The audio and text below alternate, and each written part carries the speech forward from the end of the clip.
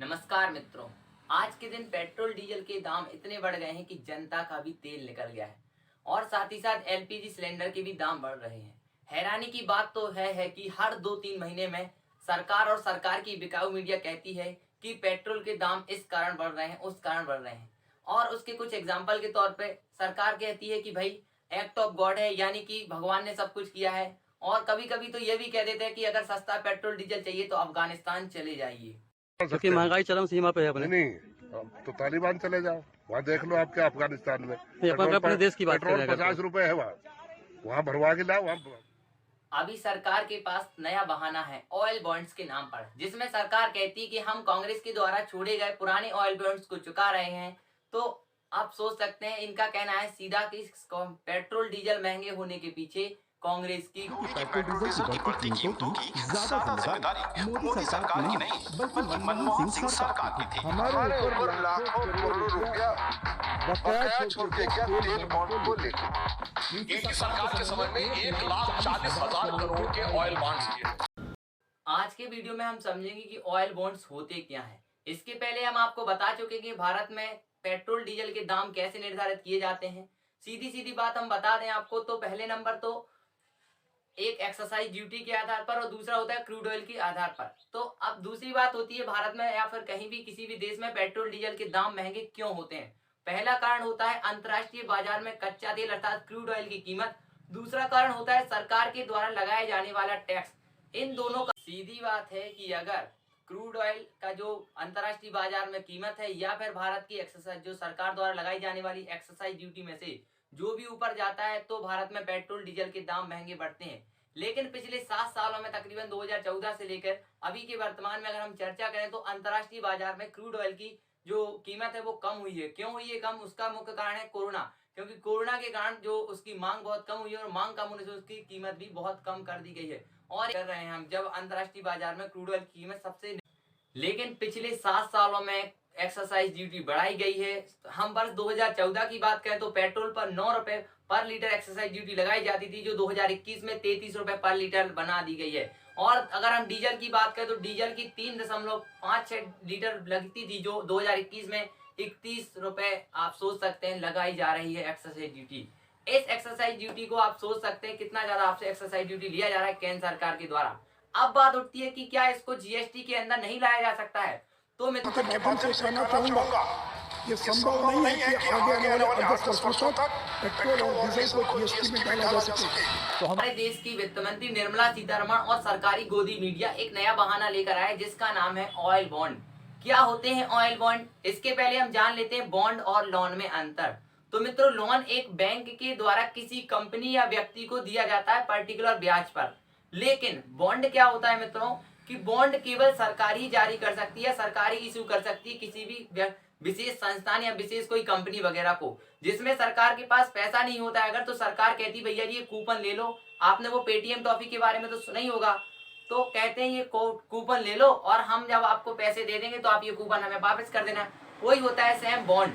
लेकिन अगर हम बात करें लोन की, तो लोन को आप एक स्थान से दूसरे स्थान पर ट्रांसफर नहीं कर सकते हैं कि भैया मैं चुकाऊंगा अब तुम्हारा लोन, नहीं। लेकिन जो बॉन्ड होते हैं ना, उसको बेचा जा सकता है या खरीदा जा सकता है। और बता दें, जैसे लोन में तो आपको ब्याज मिलता ही है, उसी प्रकार बॉन्ड में भी सरकार को ब्याज देना होता है कुछ इंटरेस्ट के हिसाब से। और ये जरूरी नहीं है कि हर बॉन्ड में पैसा देना पड़ेगा, ये उसके ऊपर है कि बॉन्ड किस हिसाब का बनाया गया है कि सरकार को बॉन्ड देना है कि नहीं। जैसे कि ऑयल बॉन्ड जो है उनमें सरकार को इंटरेस्ट अर्थात ब्याज देना ही पड़ता है। तो समझने के लिए आपको ज्यादा जटिल होने की जरूरत नहीं है, इसको हम कुछ उदाहरण के माध्यम से आराम से समझ सकते हैं और आप समझ भी जाएंगे। तो मित्रों, बस 2013-14 में जब कांग्रेस की सरकार थी तब भी पेट्रोल डीजल के दाम बहुत तेजी से बढ़ रहे थे। तो विपक्षी पार्टी, मीडिया और सभी हस्तियों ने उस पर बहुत ज्यादा विरोध किया, प्रोटेस्ट किया। कोई बैलगाड़ी लेकर आया तो कोई साइकिल चला के आया, कोई अपने अलग अलग प्रकार से अपने अपने प्रकार से क्या कर रहा था, प्रोटेस्ट कर रहा था। तो मित्रों, अब आप समझ सकते हैं कि किस प्रकार कांग्रेस की सरकार हो या बीजेपी की सरकार, दोनों में ही पेट्रोल डीजल के दाम बढ़े। लेकिन कांग्रेस सरकार ने हमारे देश में जिस प्रकार से पेट्रोल के दाम बढ़ा दिए, ये दिल्ली सरकार की शासन चलाने की नाकामयाबी का जीता जागता सबूत है। देश की जनता के अंदर भारी आक्रोश है, और इसके कारण और भी चीजों पर बहुत बड़ा बोझ होने वाला है। 17 से 18 बार प्रधानमंत्री के कार्यालय ने और कांग्रेस की सरकार ने पेट्रोल और डीजल के दाम क्यों? यह एक आवश्यक पदार्थ है और मेरी राय के अनुसार ये बिल्कुल सही भी था। और सरकार ने विपक्ष, मीडिया और जनता के देखते हुए पेट्रोल डीजल के दाम कम करने की सोची। अब बात होती है कि कैसे पेट्रोल डीजल के दाम कम किए जा सकें। तो इसके दो उपाय हैं। पहला उपाय तो है कि सरकार एक्साइज ड्यूटी को कम कर दे, और अगर दूसरा उपाय है तो दूसरा उपाय यह है कि सरकार जो ऑयल कंपनियां उनको सब्सिडी देना जारी कर दे या सब्सिडी देना स्टार्ट कर दे। लेकिन मित्रों, जब बात यह होती है कि सरकार के पास पैसा ही नहीं है सब्सिडी देने के लिए, तो अब सरकार क्या करेगी? तो सरकार करती है बॉन्ड जारी करती है, जिसके माध्यम से सरकार कहती है कि आप में इतने कूपन, इतने बॉन्ड रख लीजिए, हम आपको जब पैसा दे देंगे तो आप हमारे बॉन्ड वापस कर दीजिएगा। इसमें सरकार को कुछ रिटर्न। और हालांकि मित्रों, कांग्रेस पहली सरकार नहीं थी जिसने ऑयल बॉन्ड जारी किए। उसके पहले अटल बिहारी वाजपेयी की सरकार ने 9,000 करोड़ के ऑयल बॉन्ड जारी किए थे। अब बात हो रही है उस समय की जब वर्ष 2008 में पूरी मिडिल ईस्ट में विवाद चल रहे थे, जिस कारण से पूरी दुनिया में क्रूड ऑयल की कीमत $147 प्रति बैरल तक पहुंच गई थी, जो अभी वर्तमान में $70 तक है, आप देख सकते हैं। तो मित्रों, सोचने वाली बात है कि नहीं, जब $147 प्रति बैरल थी तब सरकार ने कीमतें कम की, तो अब तो $70 प्रति। यह बात सच है कि बीजेपी सरकार पुराने ऑयल बॉन्ड को सेटलमेंट करने में लगी हुई है। लेकिन मित्रों, 2005 से 12 तक 1.44 लाख करोड़ के ऑयल बॉन्ड इशू किए गए थे, जो 2014 तक आते आते 1.34 लाख करोड़ के बचे। अब हम बात करें बीजेपी की, तो 2015 में मात्र बीजेपी ने 3500 करोड़ रुपए यानी कि 1750 की 2 इंस्टॉलमेंट ही भरी हुई हैं। और अब बचता है कितना? टोटल मिला के 1.31 लाख करोड़ का जो हमारे ऊपर ऑयल बॉन्ड का जो अभी कर्जा चढ़ा हुआ है। तो अब हम बात करें कि हर साल सरकार 10,000 करोड़ रुपए किसमें देती है? अकेले ब्याज में देती है। तो इस साल 2 इंस्टॉलमेंट और भरी जानी है 5,000 करोड़ की। तो मित्रों, इस साल हमारी भारत सरकार पर टोटल मिला के 20,000 करोड़ का क्या आने वाला है? दबाव आने वाला है। आप सोच रहे होंगे कि ये हमारे पास जानकारी कैसे मिलती है? तो मित्रों, ये खुद भारत सरकार अपने मुंह से कहती है कि मैंने इतना भर दिया, इतना भरूंगा और इतना ये करने वाला है। अब इसके बाद सरकार ने कहा है, और अगर आप इसको देखना चाहते हैं कि मैं झूठ तो नहीं बोल रहा हूं, तो आप डिस्क्रिप्शन बॉक्स में जाइए, पहला और दूसरा दोनों लिंक को खोलिएगा, सब जानकारी आपको मिल जाएगी भारत सरकार की। देखिए मित्रों, अब बात होती है कि भारत सरकार इनको कब तक भरेगी। तो भारत सरकार ने कहा है कि हम भैया जी इसको अब भरने वाले नहीं है, यानी कि 2024 के पहले 2 इंस्टॉलमेंट और भरी जाएंगी। और उसका कहना है कि 2024 के बाद ही अब सब होगा, यानी कि दोबारा चुनाव जीतेंगे तभी देखेंगे, नहीं तो नहीं भरने वाले हम किस्तें। ये है भारत सरकार का एजेंडा।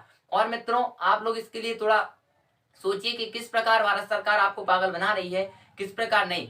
तो मित्रों, हम बात करेंगे कि सरकार एक साल में टैक्स से कितना पैसा कमाती है। तो मित्रों, 2015 में सरकार ने 1.54 लाख करोड़ रुपए कमाए थे और हर साल ही बढ़ता जा रहा है ये पैसा। अभी हम बात करें वर्तमान 2021 की, तो सरकार ने 3.35 लाख करोड़ रुपए कमाए हैं मात्र एक्साइज ड्यूटी लगा के। इतना पैसा है भारत सरकार के पास मात्र टैक्स का कि वो कांग्रेस से लेकर अभी तक के जितने भी ऑयल बॉन्ड हैं सबको चुका देगी। तकरीबन 1.31 लाख करोड़ तो है ही। अब सरकार 3.35 लाख करोड़ का जब सरकार टैक्स कमा रही है, तो यार 1.31 लाख करोड़ क्यों नहीं भर रहे हो? लेकिन सरकार कहती है भाई सब गलती कांग्रेस की है।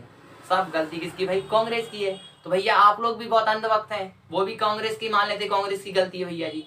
तो देखिए, इसमें पहले आपको लूटा जा रहा है, आपको बेवकूफ बनाया जा रहा है, और कुछ ऐसे बेवकूफ लोग भी हैं जो सरकार के प्रोटेस्ट में मेरे वीडियो पर भी पता नहीं गलत कमेंट भी करने लग जाएंगे। और वो बात अलग है कि देखिए आप बीजेपी से हैं, थोड़ा यार समझते होंगे आप, सुनिए।